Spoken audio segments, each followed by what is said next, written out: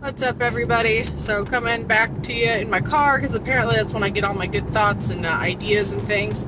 Um, and I wanted to talk to you guys today about, it's New Year's, it's January. Every year, everybody has all these New Year's resolutions. I'm sure you have quite a few yourself. I have a few as well.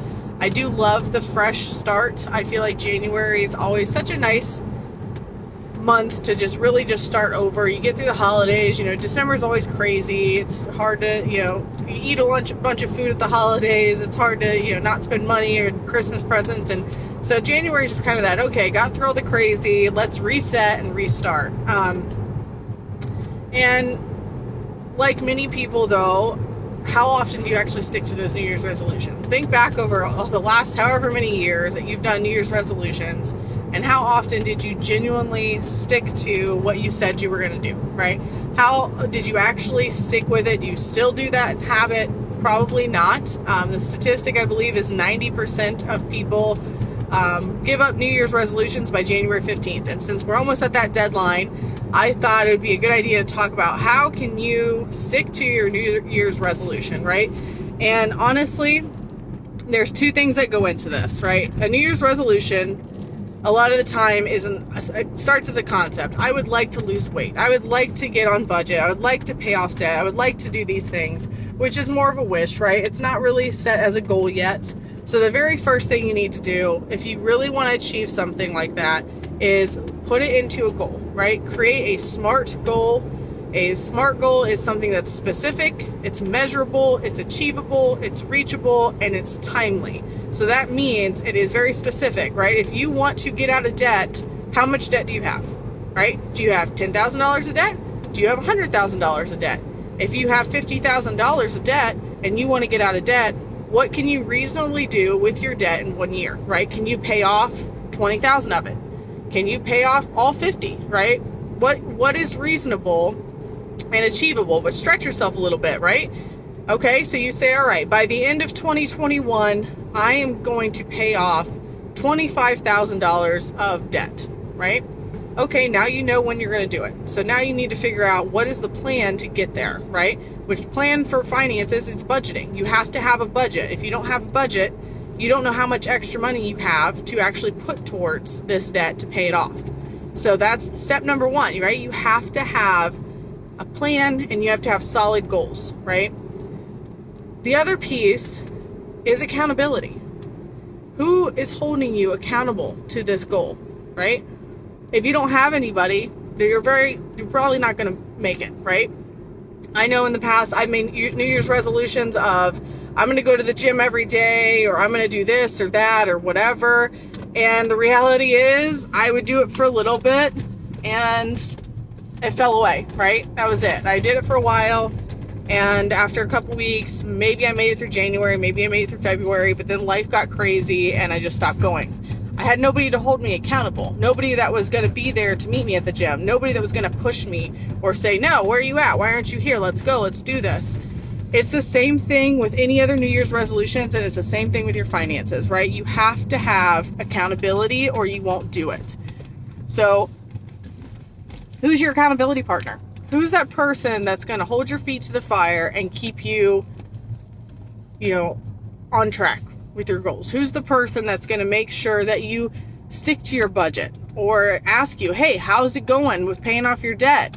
Oh, you ended up going to Starbucks 20 times this month and spent, $150 there, and that was $150 you couldn't spend on your debt, right?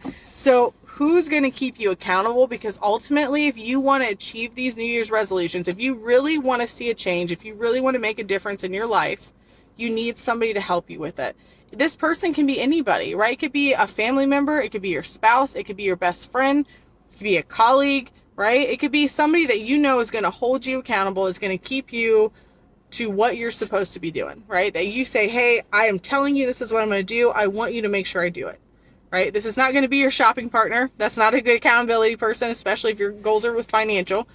And like, for instance, right? That was always my issue. I love shopping. I love going clothes. Anybody who knows me knows I like to go shop. I love to go to, secondhand stores, and I will buy me some clothes. That was always a problem for me. So if I didn't want to spend my money shopping, the worst thing for me to do would be to tell my buddy who also loves to shop, me like, hey, let's go to the mall, right? Probably not going to end very well, usually didn't. And it goes the same way with your accountability partner. You have to have somebody that's going to actually help you achieve the goals, right? They're going to keep you on track. A lot of the times, that's why people hire a financial coach, right? Because they're like, hey, I need somebody to help me be accountable. I need somebody to help me create the plan and make me stick to it, right? And so just something to think about as we go into this new year, as we're almost halfway through January, next week, who's going to help you achieve your goals? What are your goals this year? Write them down. Write down exactly what you want to achieve, when you want to achieve it by, why do you want to achieve that goal, and then find somebody to help you keep it real, right? Help you keep accountable to that goal. Because I want to see you, succeed. I want to see you achieve your goals, because ultimately you're going to be a happier person, right? You're going to feel a lot better. You're going to be like, oh my gosh, I did it. Like, this is amazing. That feeling of paying off your car or a credit card or a student loan and just getting it and it's gone, right? It is such a relieving feeling. I can attest to that firsthand, right? We've paid off a significant amount of our debt.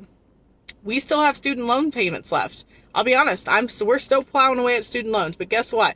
Everything else has been paid off. We've paid off 2 cars, multiple credit cards, cash flow to wedding, all these different things, and it has felt so good, right? So good.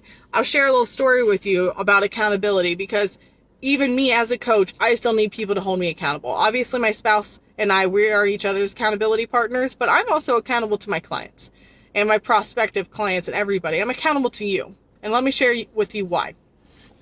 So we just had a estimate done on our home. We have wood siding, and so it needs painted. It's due for paint. It has some places that are rotting. It's not pretty. It's not good.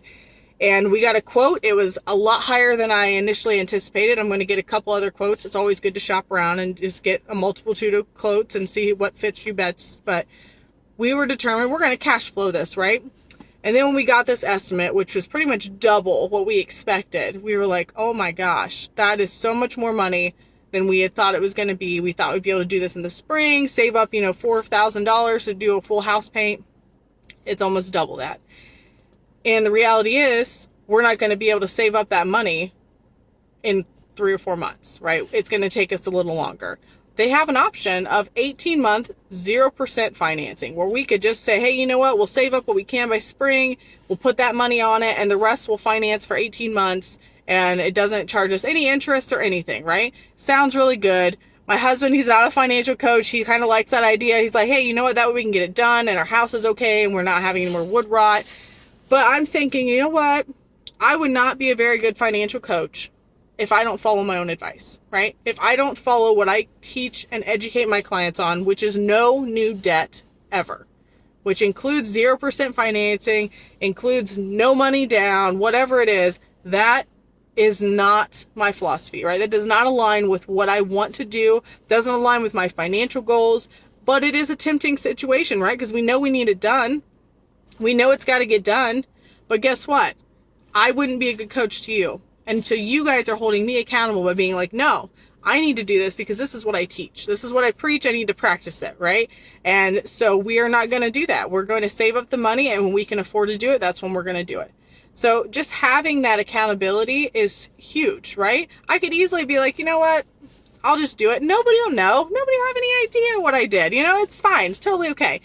But internally, I will know that I said what I was going to do, and I didn't follow through with it, right? And so having that accountability, saying it out loud, telling people your plans, telling people what you're trying to do, and then having that accountability to stick to it is huge. So I hope this helps you out a little bit in this new year. I pray for success for you in this year. I pray that you have a wonderful 2021. I pray that you achieve everything and beyond what you're wanting to do.